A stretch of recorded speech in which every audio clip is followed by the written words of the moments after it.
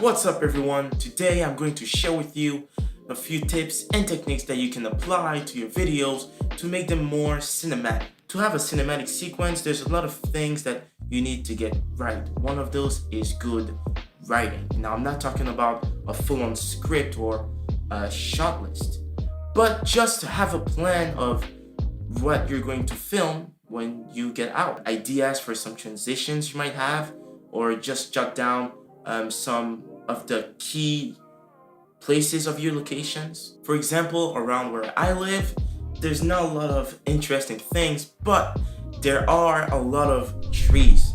Pretty much my whole neighborhood is surrounded by trees and forests.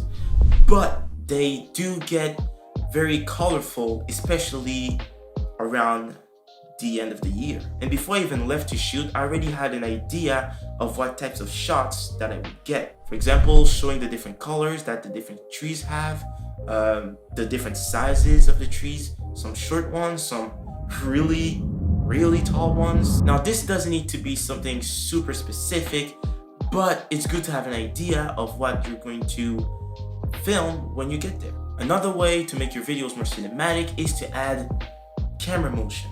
I shoot almost all of my videos handheld. I don't really use a gimbal. I haven't really used a gimbal before, but I'm just more used to handheld motion, so that's what I'm more comfortable with. But if you have a gimbal, you can use it to add some more dynamic shots that you wouldn't be able to get if you were shooting handheld.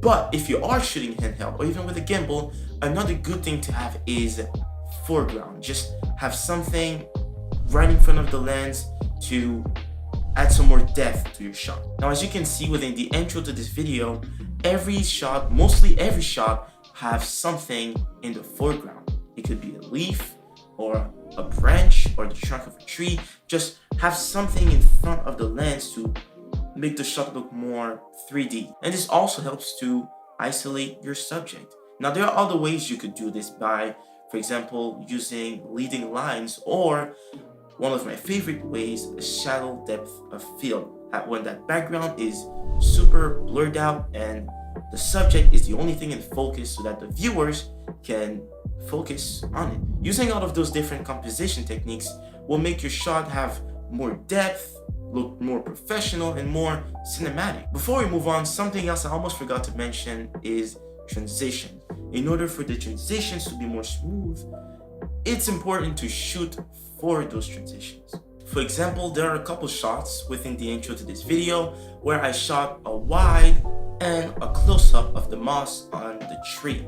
Now I knew that I wanted to cut between those shots, so I started wide and I started moving towards it, and then I got a close-up shot where I was still moving in the same direction, kind of forward towards the tree. Now in Premiere, I just made a zoom in transition, and it kind of made it more smooth because both of those shots were moving in the same direction. The next tip I'm going to share with you is colors. It's important to get your colors right and accurate when you're shooting.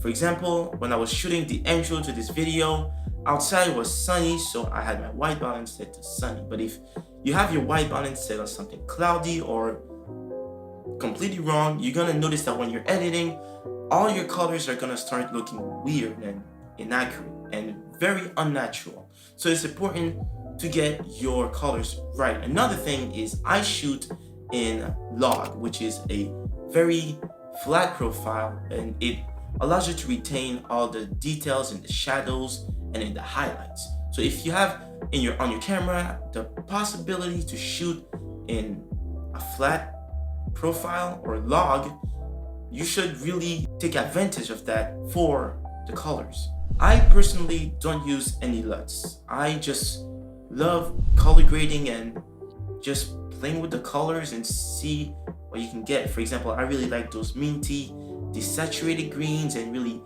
punchy, reddish, orangish tones in my videos.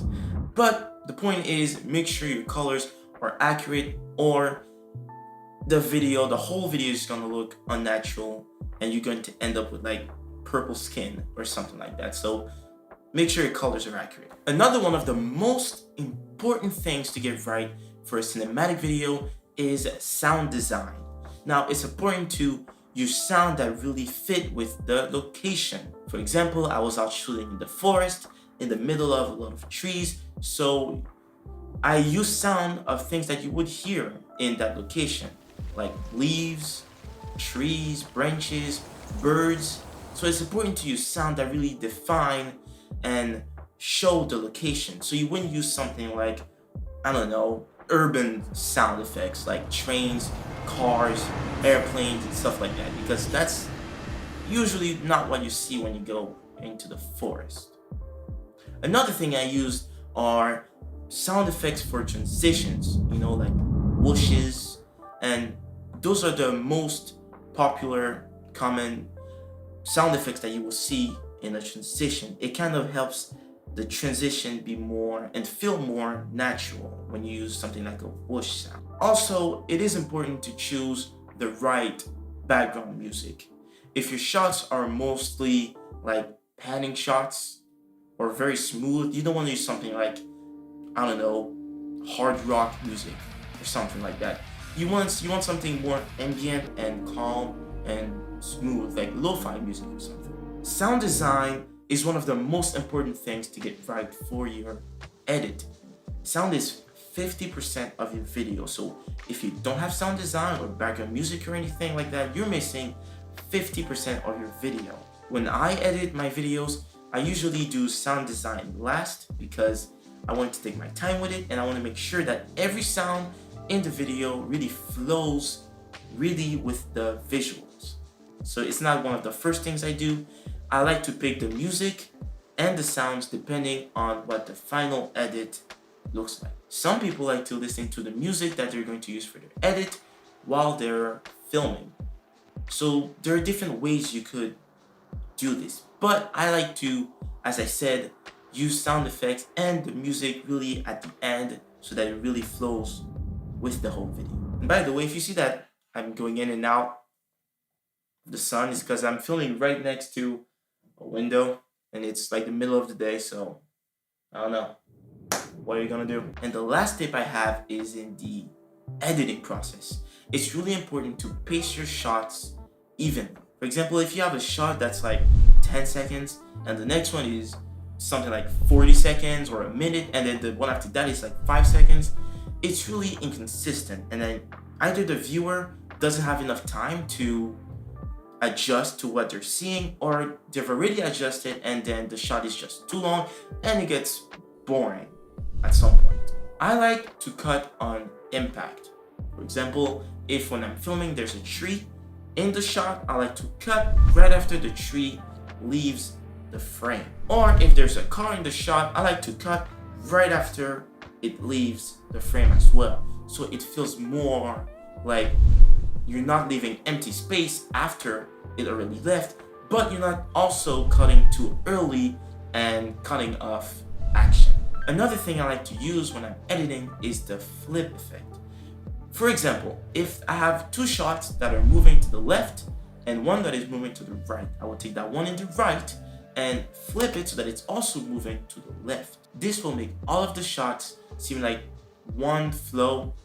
They're all moving towards the same direction.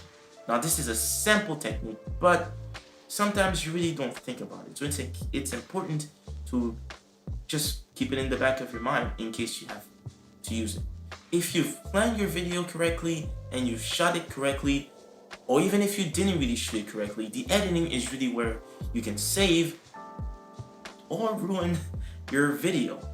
For example, some of the shots are not as smooth as I want them to be. So in my editing program, which is Premiere, I just use the warp stabilizer effect to make it look more smooth. Another thing that I've seen used a lot is adding camera motion in post, whether that's just a simple pan or tilt. It really helps in case your shot needs some more, I don't know, let's say you've shot it on the tripod and you wanted some more camera movement, some more camera motion. So doing it in post is also a good thing to do. But that's all I have for you today. If you've enjoyed this video or learned something new from it, feel free to show your support by leaving a like on the video, sharing it with your friends, or even subscribing to my channel. I upload filmmaking related content like this well, I don't really have a specific official schedule yet, but make sure to turn on post notifications so that you will not miss when I will upload my videos. But that is it for me. Keep creating, and I will see you in the next one.